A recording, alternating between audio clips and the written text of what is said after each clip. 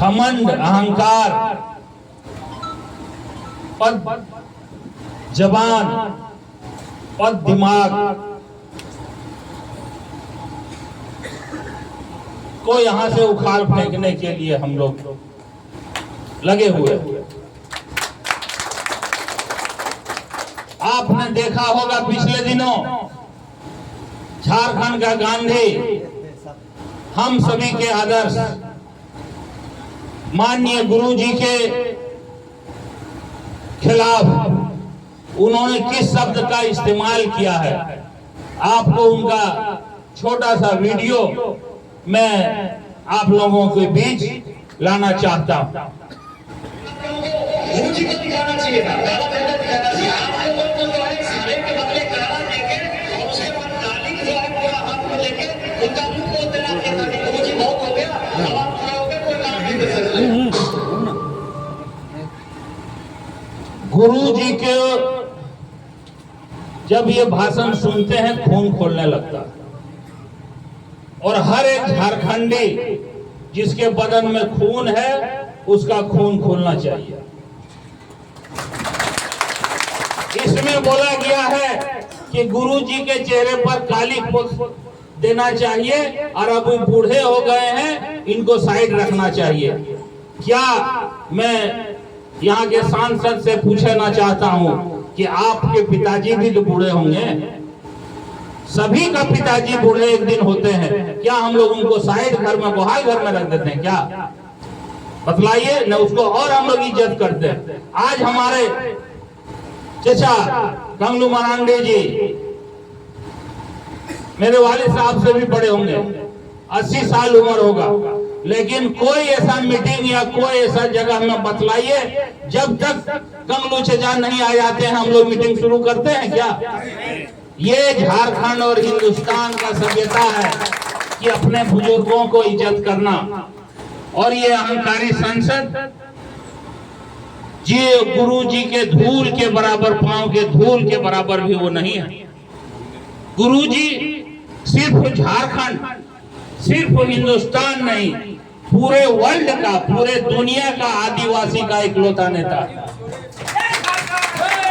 जिनका फोटो, जिनका तीर धनुष और झारखंड मुक्ति मोर्चा का झंडा इंग्लैंड जैसा शहर में म्यूजियम में रखा हुआ है, किसी और दूसरे का नहीं रखा हुआ है। आप लोग YouTube में जाके सर्च कर सकते हैं।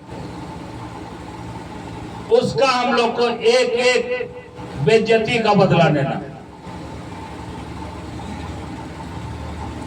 अभी आप देखिए, जब पिछला चुनाव मेरा हो रहा था,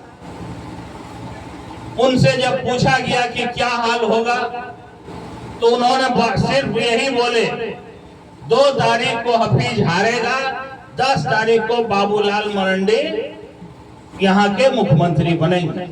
बोले अगर मगर कुछ नहीं, हौ से हाजी, हौ से हफीज, हौ से हार। मेरे वालिद साहब इंतकाल कर गए। हाजी किसी को नहीं बोला जाता, हाजी साहब बोला जाता है, इज्जत से नाम लेना चाहिए। उनको ये बेइज्जत किए। हमारे प्रत्याशी बड़े भाई प्रदीप यादव जी के बारे में जब इनको टिकट मिला तो ये बोले, वो जितना गंदा शब्द इस्तेमाल किया आप लोग इस पास नहीं कर सकते हैं, बहुत गंदा शब्द का इस्तेमाल किया कि उनके खिलाफ मैं क्या प्रचार करने जाऊंगा, वो तो ऐसे आदमी। मैं चुपचाप नॉमिनेशन करने जाऊंगा और सिर्फ सर्टिफिकेट लेने जाऊंगा, और इस बीच में क्रिकेट खेल लूंगा और पकौड़ी खाऊंगा, घुगनी मुड़ी खाऊंगा, और ये खाऊंगा और वो खाऊंगा। कहीं क्रिकेट खेलते देखे हैं उसको? इतना अहंकारी, इतना बेइज्जत गोड्डा के गोड्डा लोकसभा के मतदाताओं को उन्होंने किया। इस एक एक बेइज्जती का बदला आपको लेना है। ये सम्मान का इलेक्शन है। झारखंड गोड्डा लोकसभा का सम्मान का इलेक्शन है कि आपने हम लोगों को जो कदम कदम पर बेइज्जत करते हैं। पिछले दिनों आप देखे होंगे कि जिस दिन नॉमिनेशन था उस दिन राजनाथ सिंह जो यहाँ के केंद्र के मंत्री हैं, उनके साथ उनकी परिवार के लोग उस रथ में बैठे थे, चढ़ के घूम रहे थे। लेकिन वहीं पिछड़ी जाति के विधायक, दलित जाति के विधायक अमित मंडल और नारायण दास को उन्होंने नहीं अपने रथ में जगह दिया। इसके बाद भी आप सोए हुए हैं, इसके बाद भी आपका जमीर नहीं जाग रहा है। पिछले दिनों अमित शाह जी मधुपुर आए, उस दिन नारायण दास जी को जो दलित समाज से आते हैं वो स्टेज के नीचे रह गए। जब वो देवघर से चले थे और हम जा रहे थे मोहनपुर, तो रास्ते में सलाम कलाम हुआ, देखा देखी हुआ, उनको भी स्टेज में नहीं चढ़ने दिया। एक बात और वहां हुई है, जो नगर अध्यक्ष हैं बीजेपी के नगर अध्यक्ष रवि रवानी जी, उनको पुलिस द्वारा मार करके नीचे भेज दिया गया, चढ़ने नहीं दिया गया।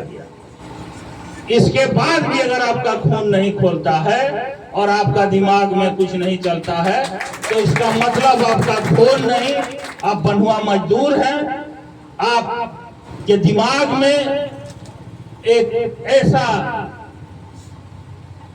चीज फिट हो गया है जिसका कोई इलाज नहीं। आज हमारे मुख्यमंत्री, पूर्व मुख्यमंत्री, हम सभी के नेता तो आराम से अभी 20 साल वो मुख्यमंत्री रहे, लेकिन उन्होंने झारखंड का जो स्वभाव है, जो झारखंडियों का स्वभाव है कि हम टूट जाएंगे लेकिन झुकेंगे नहीं। आप मुझे जेल भेज दो, मुझे मंजूर है, मैं जेल में रहूंगा, लेकिन आपके सामने घुटने नहीं टेकूंगा। और एक बात हुई है, यहाँ भूमियार समाज के भी लोग हैं, किसी को तकलीफ कुछ होता है तो नेता के पास जाता है, मेरे पास भी आता है, इस आशा विश्वास के साथ कि हम वहां जाएंगे तो मेरा प्रॉब्लम हल होगा। शंभू शर्मा जी भी जो अपनी मेडिकल कॉलेज यहाँ खोले थे देवघर में, वित्तीय स्थिति उनका खराब हो गया, लोन बहुत ज्यादा हो गया, वो मदद के लिए निशिकांत दुबे जी के पास गए कि एमपी साहब हमको मदद कर दीजिए, हमको एक पार्टनर खोज दीजिए, हम हॉस्पिटल नहीं चला रह सकते। वो मेरे पास भी आए थे, मेरे को भी बोले थे। उन्होंने शंभू शर्मा जी को अपना जाल में फंसाया। आयसर ग्रुप के कुछ अफसर को ला करके उनको दिखलाया, बोला ठीक है, हम आयसर ग्रुप को इसमें पार्टनर बनवा दें। कारपोरेट के दलाल, इनको भी विश्वास में लेके सारा कागज पत्तर ये उनको दे दिए कि ठीक है, पैसा भी दिए कि आप ये करवाइए। और उन्होंने क्या किया कि ठीक है, मेरे ये हो जाएगा, हो जाएगा, और लास्ट में कम वैल्यूएशन लगा करके अपना कमेटी, अपना एक संस्था बना करके जिसमें उसका बेटा है, वाइफ है, करके उस संपत्ति को हड़प लिया। करीब 180 करोड़ का संपत्ति वो 62 करोड़ में ले लिया। आज आदिवासी समाज से ने ये ठाना है कि हमारे पूर्व मुख्यमंत्री झारखंड